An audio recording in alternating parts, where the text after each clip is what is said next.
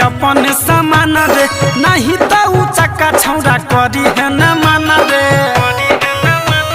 सुन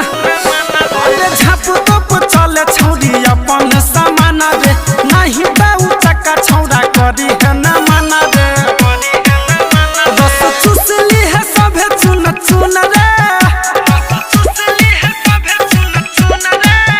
रस चुसली है सभे चुन चुन रे तारा चोली के दुनु बयालू न रे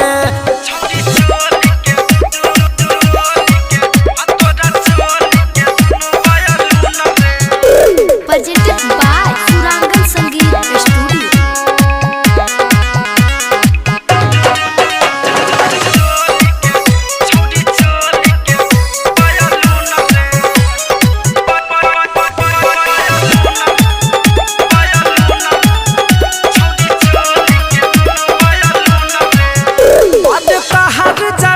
लागे बॉडी का मशीन रे टाइट लागे ताहार ऊपर नीचे के मशीन रे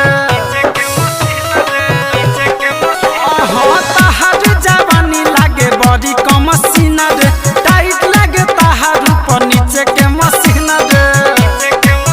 सिंगर अमित रगड़ी है सुन रे राइटर शिवम रगड़ी है सुन रे चोली के दुनु बयालू न रे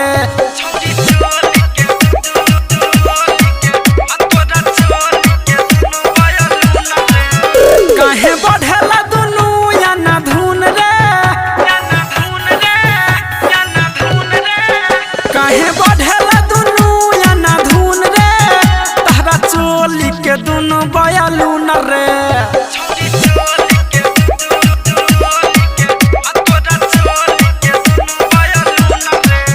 लागे रोजे रोजे मने हनीमून रे ऐसे बढ़ता दुनु बयालू न रे।